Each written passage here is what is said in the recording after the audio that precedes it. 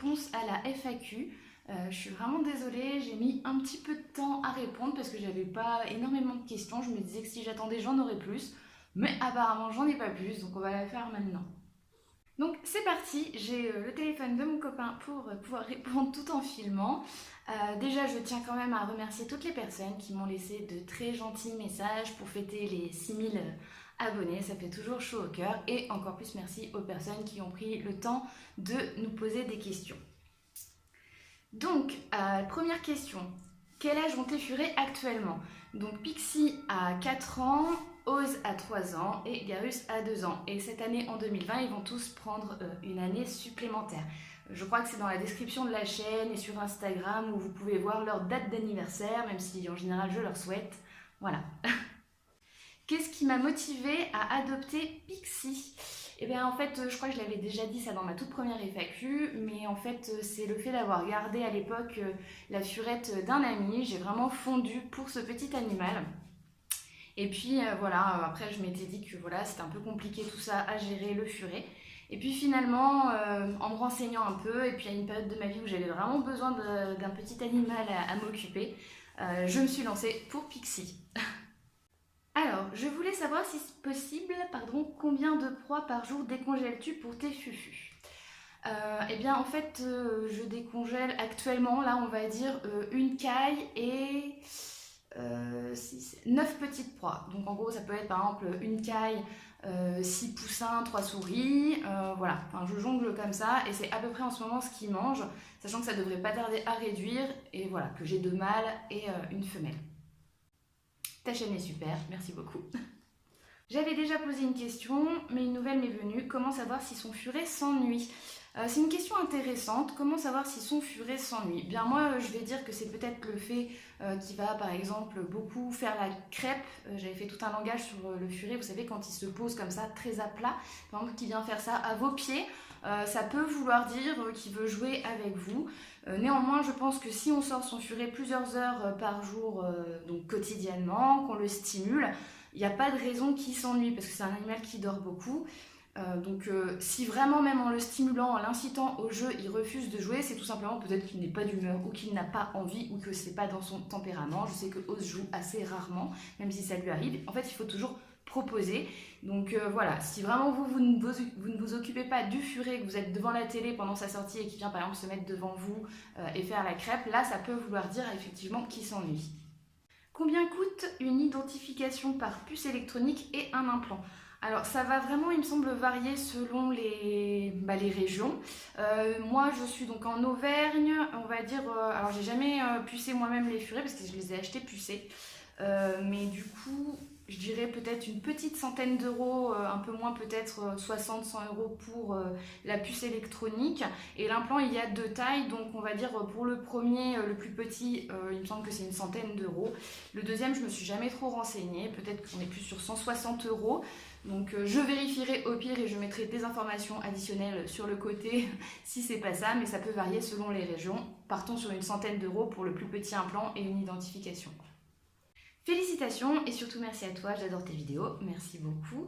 Ma question, combien coûte l'implant chez le furet, surtout celui qui dure 4 ans? Donc quand tu veux dire il dure 4 ans, donc tu parles du gros implant, donc moi je dirais qu'on est sur à peu près 150-160 euros, je vais vérifier. Après, dire qu'il dure 4 ans, c'est un petit peu sensible parce que c'est pas forcément le cas. Il faut savoir que par exemple Oz, donc il a été implanté décembre de l'année de sa naissance et là il vient de retomber en route, donc on a fait pratiquement 3 ans avec le petit. Donc l'implant ça peut varier, ça peut être court ou non. Il faut savoir que la photopériode, le respect donc de la luminosité chez le furet, va faire en sorte que par exemple s'il est exposé, je vais vous dire voilà, beaucoup à la lumière ou pas du tout parce qu'il est dans un placard, ça va jouer sur l'effet de l'implant et dans ces cas-là il peut durer moins longtemps par exemple. Donc non seulement il peut avoir des risques de tumeurs, enfin c'est pas bon pour eux de ne pas respecter la photopériode, mais ça peut aussi vous tromper sur la durée de l'implant. Quels ont été les débuts entre tes furets quand ils se sont rencontrés? Voilà, bisous à tout le monde. Donc le début, c'est vrai que moi quand j'ai lancé ma chaîne, j'avais déjà Pixie et Oz. Donc en fait Pixie était assez stressée par l'arrivée de Oz. Elle avait arrêté de pout-pouter, de jouer, elle était assez pas contente qu'il soit là. Et puis finalement, c'est assez rapidement rentré dans l'ordre. Et bizarrement, en fait, c'est quand j'ai pris Garus, mais ça a été filmé puisque j'ai fait toute l'intégration. On voit leur première rencontre, hein, pour ceux que ça intéresse, dans mes vidéos. Et là, dans ces cas-là, en fait, Pixie, je trouve qu'elle l'a vachement bien vécu, l'arrivée de Garus, alors que c'était Oz qui était un petit peu plus froid et distant, on va dire, avec qui le remettait un peu à sa place. Enfin, c'était pas très cool entre eux. Mais pareil, au bout de quelques semaines, en respectant le protocole d'intégration, j'ai fait toute une vidéo là-dessus pour que ça se passe bien. Et finalement, on va dire que l'entente a été très rapide et que maintenant, ils s'entendent tous super bien. Alors, plusieurs questions intéressantes. Bonjour, bonjour. Je me demandais si dans l'avenir, tu te voyais toujours continuer les furets ou bien penses-tu faire une pause après tes loulous? Alors là, c'est vraiment très difficile à dire, même encore ce week-end, on en parlait avec mon compagnon. Est-ce que, par exemple, si un de mes furets est décédé, est-ce que j'allais retourner à 3 furets systématiquement? Je ne sais pas du tout. Le fait de ne pas avoir... Laisse les fesses de ta copine. Le fait de pas en avoir perdu un, j'arrive pas encore à imaginer le vide ou comment je vais le vivre. Est-ce que je vais le vivre extrêmement mal? Est-ce que je vais avoir le besoin de réadopter ou pas? Je suis désolée pour la scène bizarre derrière. Elle a dû déglander. Donc voilà, j'arrive pas encore à savoir. Franchement, j'ai du mal à imaginer une vie sans furet, mais n'en ayant jamais perdu, ne sachant pas exactement comment je vais vivre leur fin de vie, etc. J'arrive pas à me prononcer pour le moment. Est-ce que tu as déjà pensé à être FA, donc famille d'accueil pour ceux qui ne savent pas, pour une association qui respecterait tes choix, nourriture carnet, un plan photo période? Donc on va pouvoir citer l'association Il court le Furet, qui est une très bonne association et qui est d'accord avec moi sur tous ces points importants de la santé et des besoins des furets. Donc est-ce que j'y ai pensé? Oui.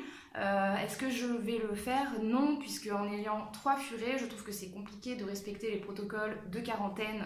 Quand il faut le faire 15 jours ou 40 jours, ça peut aller. Quand on est FA, c'est beaucoup plus de temps, donc pour moi ce serait quand même assez compliqué, surtout que j'ai pas d'autres pièces pour un autre furet. Donc je veux dire, temporairement, accueillir un furet vraiment, allez, pour 15 jours, je ferai l'effort, si vraiment, voilà. Mais je pourrais pas être vraiment disponible en tant que FA. Par contre, dans la question de, voilà, qui revient à ta question précédente, est-ce que je pourrais reprendre d'autres furets ou non? Peut-être que si vraiment c'est trop difficile d'avoir mes propres furets, peut-être que je deviendrai FA lorsque j'aurai plus du tout de loulou à moi pour, remettre en forme des furets et leur trouver une bonne famille. Est-ce qu'il y a une ou plusieurs choses ou choix que tu regrettes d'avoir fait pour tes loulous? Oui, je regrette notamment d'avoir pris Pixie sur le bon coin puisque la reproduction de particuliers est quelque chose que je ne cautionne pas du tout parce qu'avant je n'avais pas autant de choses, enfin je ne connaissais pas autant de choses sur le furet, donc voilà, ça je regrette de l'avoir adopté sur le bon coin à un particulier, je regrette de lui avoir donné des croquettes même si c'est temporaire, je regrette d'avoir été coercitive dans son éducation puisqu'on a perdu énormément de mois d'entente toutes les deux, parce que voilà, j'étais dans le pot du cou, etc. et qu'elle ne supportait pas ça. Donc c'est vraiment les choses que, oui, si je regrette des choses, c'est vraiment par rapport à Pixie. Pour les deux autres, non, je ne regrette rien. Ton entourage proche accepte-t-il et comprennent-ils ta passion pour les furets? Oui, je vais dire que mon entourage comprend la plupart. Je pense que d'ailleurs, j'ai quand même j'ai pas d'entourage global, on va dire, j'ai surtout des gens quand même proches. Et la plupart apprécient mes furets, apprécient ma passion. J'ai aussi beaucoup de gens autour de moi avec qui je suis devenue amie qui ont eux-mêmes la passion des furets et qui en ont. Donc voilà, on va dire que oui, les gens autour de moi comprennent. C'est très rare que j'ai des commentaires négatifs comme quoi oui, mais voilà, ils ont une pièce, regarde, tu les prends pour tes bébés, gna gna gna, tu fais de l'anthropomorphisme, alors que pas du tout, je respecte vraiment tous leurs besoins. Donc non, globalement, les gens sont très gentils et ils comprennent tout à fait ma passion. Pourquoi avoir choisi le furet comme animal de compagnie? Sinon, je voulais te dire que j'aimais beaucoup tes vidéos. Merci beaucoup. Donc pourquoi le furet? Ça revient un petit peu à ce que j'avais expliqué là tout à l'heure et dans ma précédente FAQ. En fait, c'est surtout voilà, parce que je suis tombée amoureuse de l'animal quand j'ai gardé celle de mon ami. Et voilà, du coup je trouvais ça vraiment très marrant, très mignon. Enfin voilà, j'avais pas encore calculé toutes les choses que ça pouvait impacter. Le principal c'est d'assumer et de se remettre en cause pour apprendre toujours plus. Donc voilà, parce que c'est un animal qui est drôle, voilà, qui est attachant. Et puis voilà, qui peut avoir sa pièce à lui, on n'est pas obligé de le sortir, contrairement à un chien. Donc voilà, je trouvais que c'était un bon mélange entre le chien et le chat. Donc voilà, le furet, je trouve ça, c'est un très bon animal, même si je ne le conseille pas à tout le monde.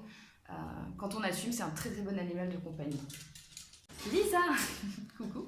Ta chaîne gagne à être connue, merci pour tes super conseils. Avant d'avoir mon premier furet, j'ai regardé plusieurs fois toutes tes vidéos et heureusement, sinon j'aurais fait des grosses erreurs, alors merci. Merci à toi. Tu fais partie des personnes exceptionnelles qui veulent toujours apprendre et qui me suivent depuis longtemps et qui font toujours des bonnes décisions pour leur furet. Tes furets sont très mignons d'ailleurs, donc merci à toi aussi.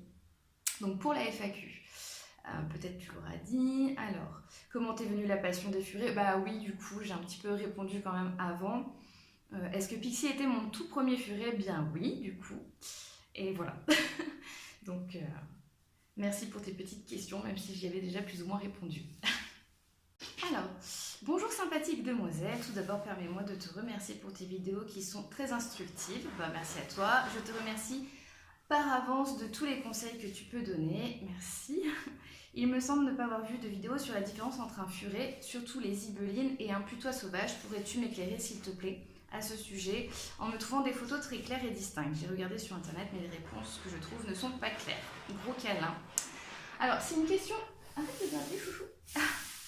C'est une question intéressante. Alors déjà, la première chose à savoir, c'est que le putois n'existe pas en angora, n'existe pas dans toutes les couleurs qu'on connaît chez le furet. Donc en fait, le putois, c'est ce qu'on va dire le zibeline. Et il est très très rarement albinos. Donc voilà, c'est vraiment la grosse différence déjà, c'est que peu importe si tu vois d'autres couleurs, c'est que c'est pas un putois, c'est un furet. Sinon après entre le zibeline et le putois, c'est un petit peu plus difficile. Donc en fait, ça va être apparemment une histoire de tête, la tête est un peu plus grosse, il est peut-être même un peu plus gros, il a une mâchoire un peu plus grosse. Moi ce que je trouve qui est le plus flagrant, c'est qu'ils vont être plus foncés, je trouve un peu souvent, donc ça peut être du zibeline black, attention. Mais surtout je trouve qu'ils ont les yeux beaucoup plus rapprochés. C'est bizarre, mais et je crois que ça fait partie des choses qu'on voit, que le furet. Donc je mettrai une photo de, par exemple, Ose et d'un putois. Peut-être que ça te parlera mieux. Mais moi, c'est vraiment la grosse différence, je trouve, qui est la plus flagrante entre les deux. Coucou avocate, alors comment ça va? Mais ça va bien, merci, et toi? Je me disais que tu pourrais peut-être te présenter un petit peu pour cette FAQ, ton caractère, ta personnalité et toi de manière générale. Sinon, ça fait toujours autant plaisir de vous revoir. De gros bisous. Bisous à toi. Mon caractère, ma personnalité. J'en parlais avec mon copain quand j'avais vu, parce que j'avais quand même lu en diagonale les questions.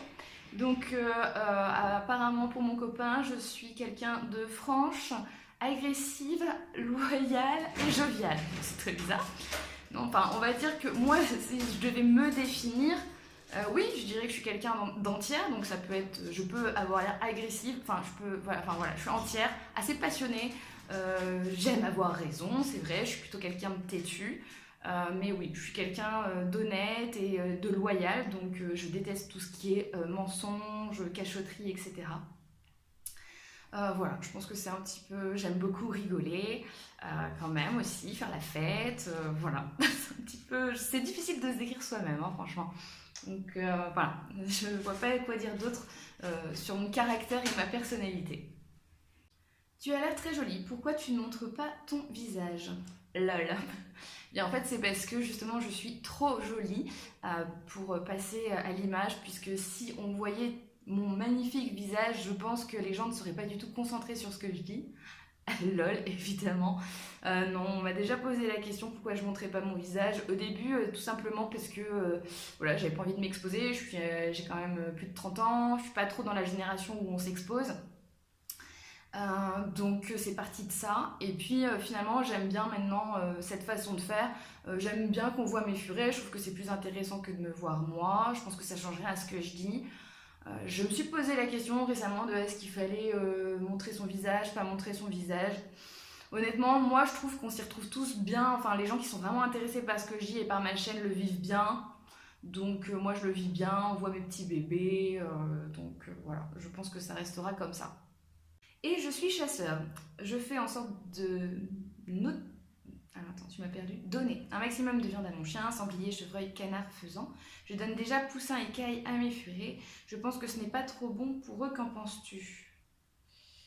J'ai de mal. Je n'ose pas leur donner de gibier.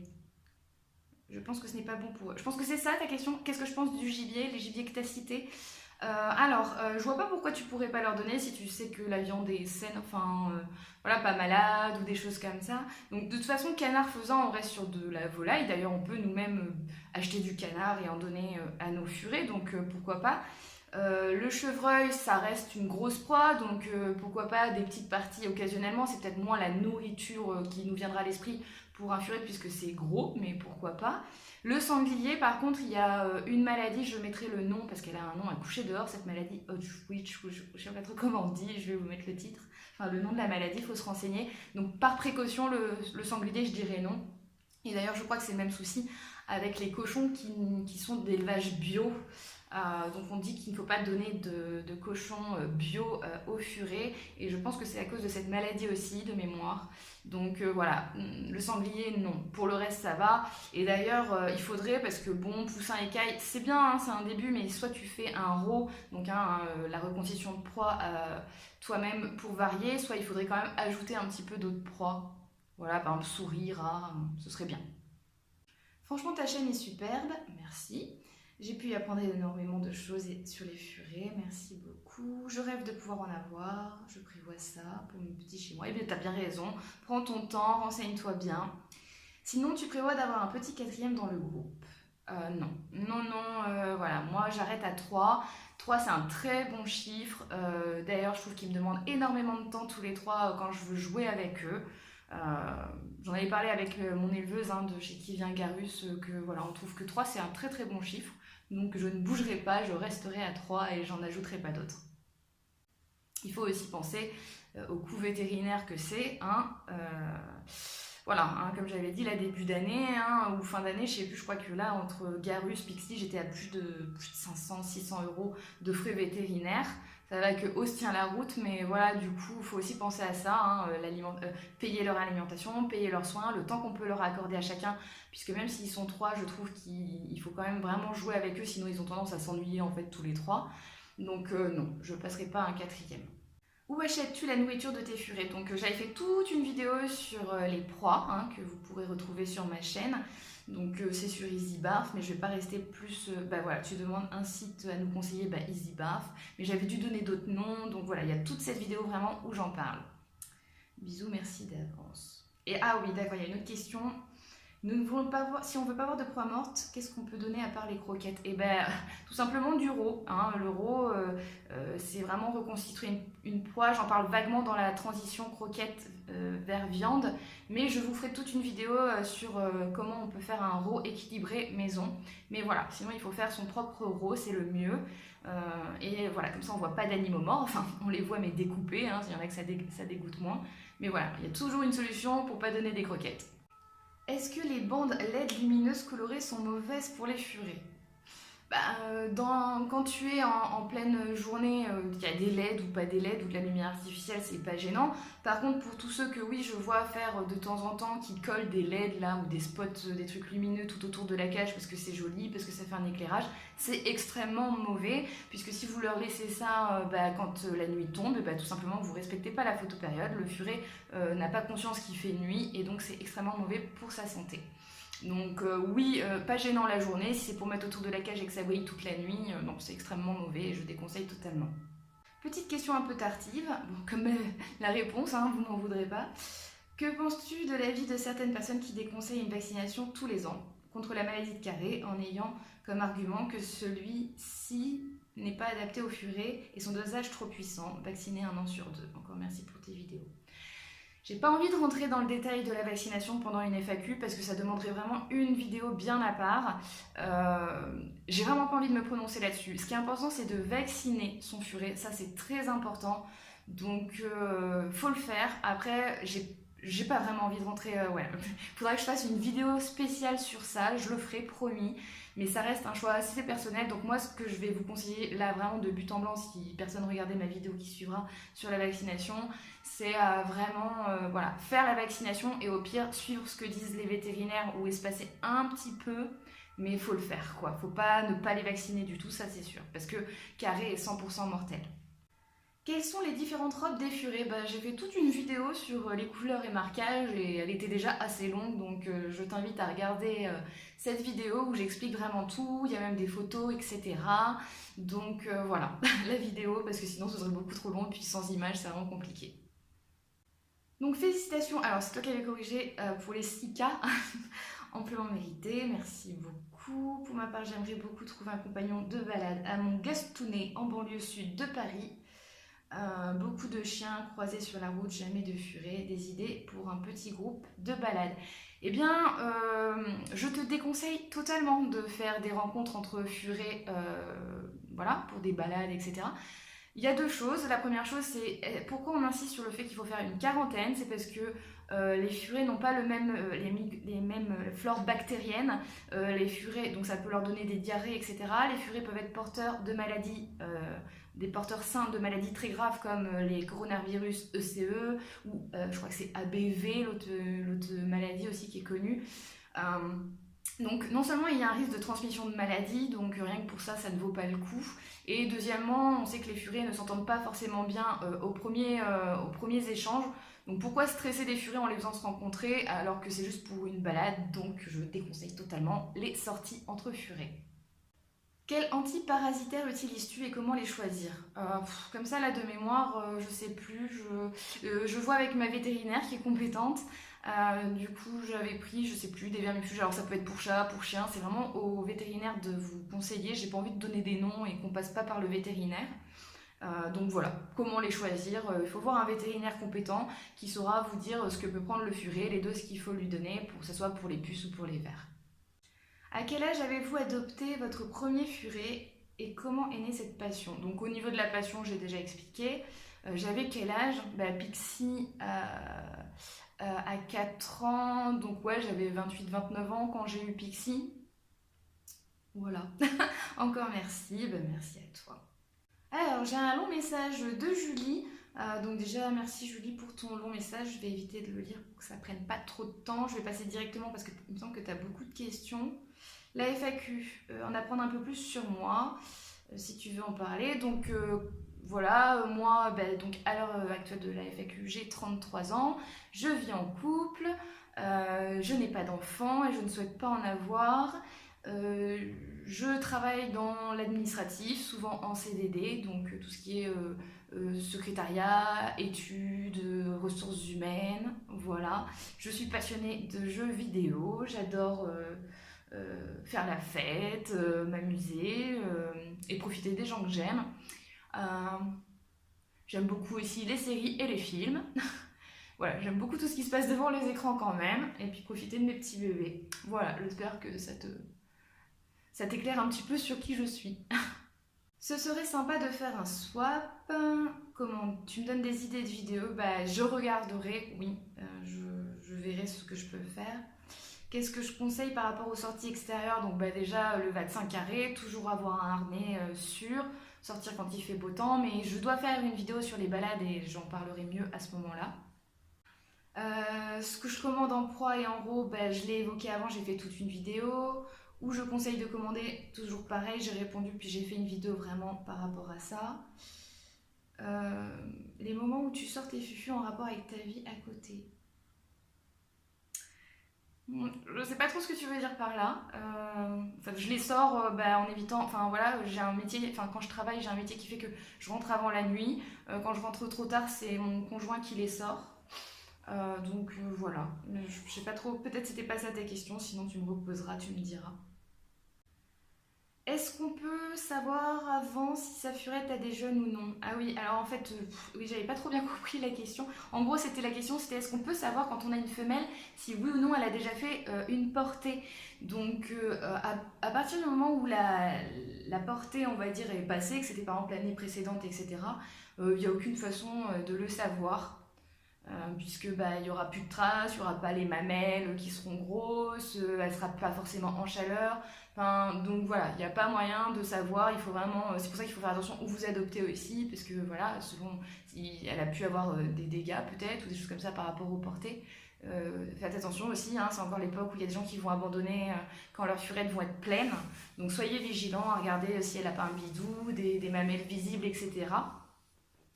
puisque il y a des gens tout à fait charmants qui se débarrassent de leurs furettes quand elles sont pleines. Donc voilà. Où peut-on trouver une bonne association ou un bon refuge pour y adopter un furet? Pour toi c'est un petit peu différent parce que du coup j'avais répondu et tu voulais adopter un furet nourri croquette. Pour tous ceux qui cherchent en association nourri croquette, je vous conseille fortement de taper association furet croquette et vous tomberez sur l'association la plus connue pour ça. Et puis pour ceux qui veulent des furets nourris carnés qui sont implantés et non pas stérilisés chirurgicalement, je vous invite à aller vers Il court le furet, qui est une association qui respecte ses besoins fondamentaux de l'animal.